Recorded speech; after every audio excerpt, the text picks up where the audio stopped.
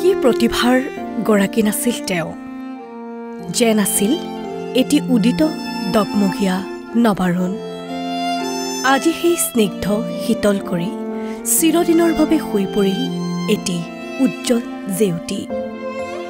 জীৱন নাটৰ শেষ ৰাগিনীত কল্যাণ খৰ মাৰি অজান দেশলৈ গুচি গ'ল অভিনেত্ৰী জ্ঞানদা কাকতি।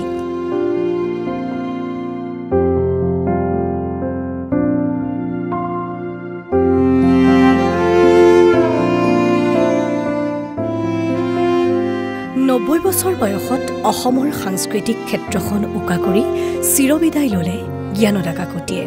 আজীৱন অভিনয় সংগীতৰ নীৰৱ সাধনাৰে প্ৰতিটো স্তৰতেই দি গৈছিল সম্ভাৱনাৰ স্বাক্ষৰ। অসমীয়া চলচ্চিত্ৰ জগতৰ এগৰাকী জনপ্ৰিয় অভিনেত্ৰী, একাধাৰে এগৰাকী কণ্ঠশিল্পী জ্ঞানদা কাকতিয়ে পাৰঘাট ছবিৰে প্ৰৱেশ কৰিছিল অসমীয়া ছবি জগতত। ৬০-৭০ দশকত দৰ্শকৰ মাজত আলোড়নৰ সৃষ্টি কৰা পুবেৰুণ ছবিখনত জ্ঞানদা কাকতিৰ বলিষ্ঠ অভিনয়ে আপ্লুত কৰিছিল সকলোকে। নিচেই কম বয়সতে পিতৃ দেবেন দাসৰ তত্বাৱধানত সতী বেউলা নাটকত নৃত্য পৰিৱেশন কৰিছিল জ্ঞানদা কাকতিয়ে। তেতিয়াই গুণীজনে চিনিছিল তেওঁৰ উজ্জ্বল প্ৰতিভাক। আনকি সেই নৃত্যত মুগ্ধ হৈছিল কলাগুৰু বিষ্ণুপ্ৰসাদ ৰাভা। ১৯৬০ চনত বাৰ্লিন মহোৎসৱত প্ৰদৰ্শিত হৈছিল পুবেৰুণ ছবিখন। জ্ঞানদা কাকতিয়ে আছিল বাৰ্লিন মহোৎসৱত ভুমুকি মৰা প্ৰথমগৰাকী অসমীয়া অভিনেত্ৰী।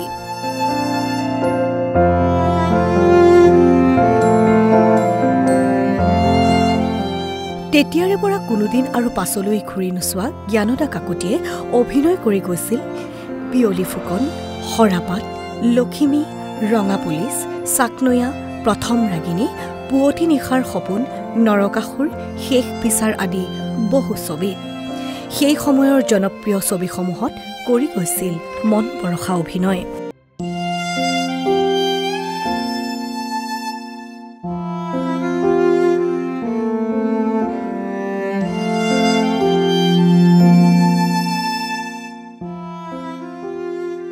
অসমীয়া ছবিৰ উপৰিও বহু বাঙালী ছবিত অভিনয়ৰ সুযোগ লাভ কৰিছিল অভিনেত্ৰী জ্ঞানদা কাকতিয়ে। ইয়াৰ উপৰিও অসম আৰু শ্বিলং আকাশবাণী কেন্দ্ৰত নিয়মীয়া কণ্ঠশিল্পী আছিল জ্ঞানদা কাকতি।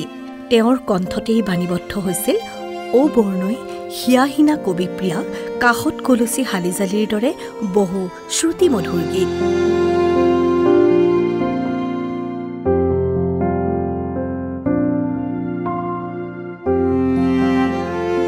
জীৱনজোৰা অভিনয় সংগীতৰ নীৰৱ সাধনাৰ বাবে তেওঁলৈ আগবঢ়োৱা হৈছিল অসম চৰকাৰৰ বিষ্ণু ৰাভা বঁটাৰে সন্মানিত কৰা হৈছিল। তেওঁলৈ আগবঢ়োৱা হৈছিল আইদেউ সন্ধিকৈ সোঁৱৰণী বঁটা। ৯০ বছৰ বয়সত বাৰ্ধক্যজনিত কাৰণত শ্বিলঙৰ বেথানী চিকিৎসালয়ত জীৱনৰ মেলানি মাগিলে জ্ঞানদা কাকতিয়ে। NB নিউজৰ তৰফৰ পৰাও তেওঁৰ বিদেহী আত্মাৰ সদ্গতিৰ অৰ্থে জনালো একাজলি শ্ৰদ্ধাঞ্জলি।